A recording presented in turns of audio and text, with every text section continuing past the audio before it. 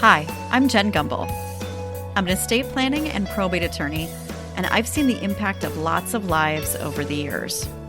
I know what good legacy can be, and I know that everyone is capable of leaving good legacy.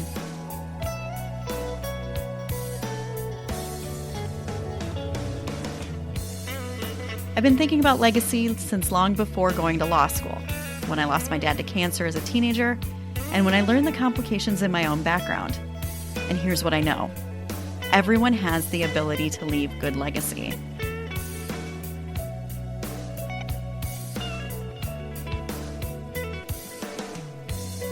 You don't need money in the bank, an online platform, or a celebrity status. But no one is guaranteed it, even with wealth or any of the rest of it. You have to be thoughtful and keep a clear view of what's important.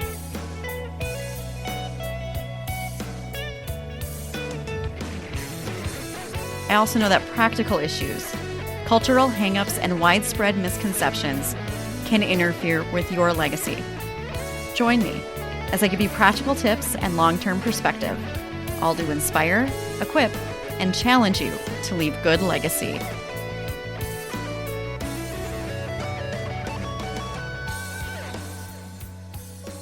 Welcome to Good Legacy.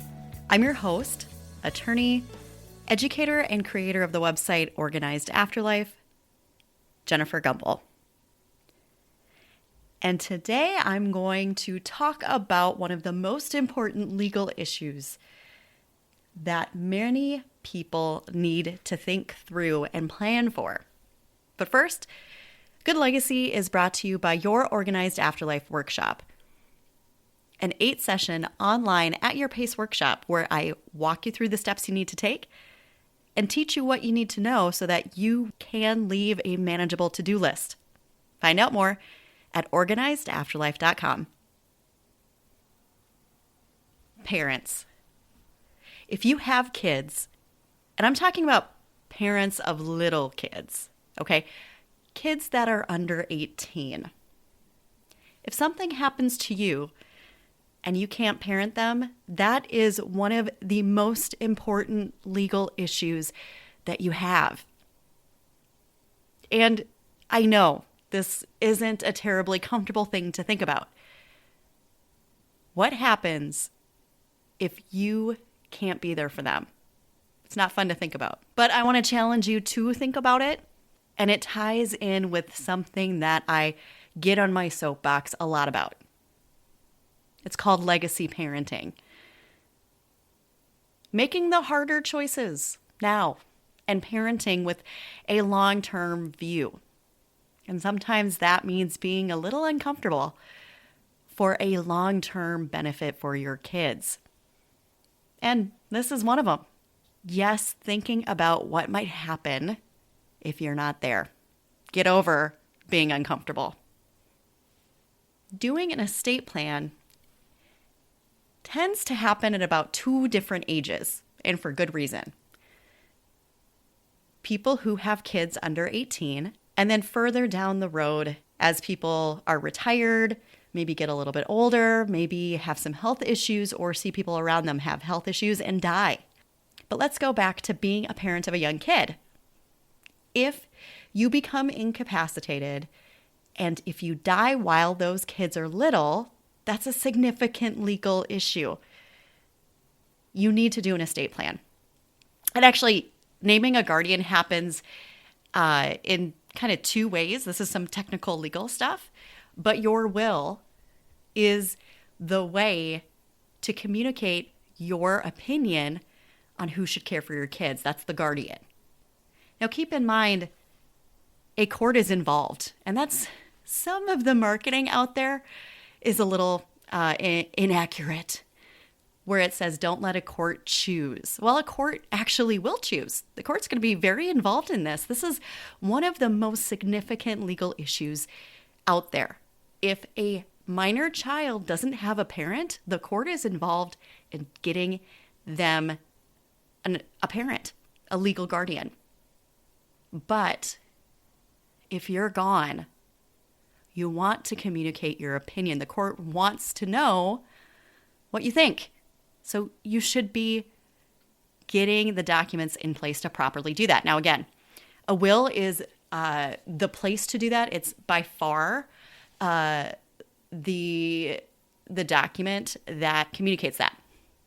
There can be some other types of documents that will do that can also communicate your opinion.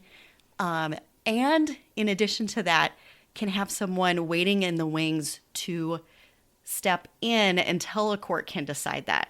Now, it's very technical. It's very much different between different states and what's required to do that. So if you're a parent of young kids, don't leave this up to internet searches. Work with a professional.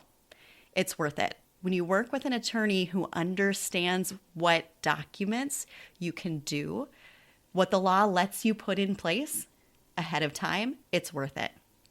But many, many parents know that they should do this, and they never get to it because of a common hang-up. Picking the guardian. Who should that person be? Maybe you're stuck on this. And maybe it's because you have lots of great options and you don't know how to pick between them. Or you don't have any perfect option. I've run into many families who don't get this done because they're stuck on the question of who they want to care for their kids if they can't. Now, here's a tip. Don't look at naming the guardian as a merit badge. And as I talk through it, it's going to sound like a no-brainer, but I think this is fairly common.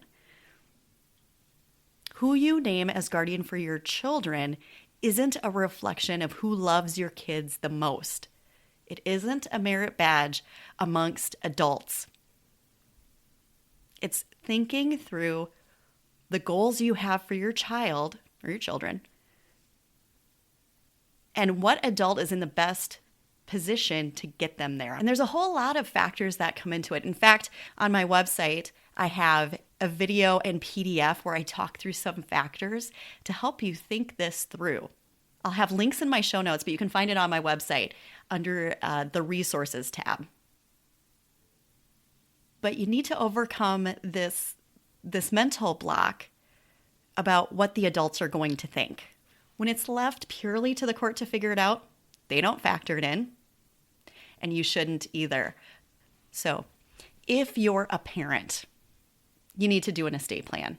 And part of that plan should be communicating in a legally effective way who you want to have parent your kids if you can't, naming the guardian. And if you're stuck on that question, don't feel bad. A lot of people are. But you can overcome that. First, understand that this is not a merit badge amongst adults.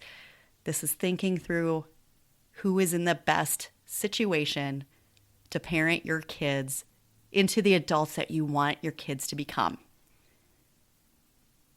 And head over to my website, watch the video where I talk through some detailed factors to think about. I'll have links again to the video and downloadable PDF in the show notes. And also, in the month of January, we are doing our January sale on your Organized Afterlife workshop, that online at your pace workshop where I teach you what you need to know and walk you through the steps you need to take so you can leave a manageable to-do list, and it is 20% off this month. Okay, that's enough for now. I'm Jen Gumbel. Stay safe and see you later. Music by Audionautics.com and edited by me. I'm a lawyer, but I'm not giving you legal advice here. You can only get good legal advice by working one-on-one with an attorney licensed in your state. Find out more about the practical things you need to know in order to leave good legacy, and take a free quiz to learn what's stopping you by going to organizedafterlife.com.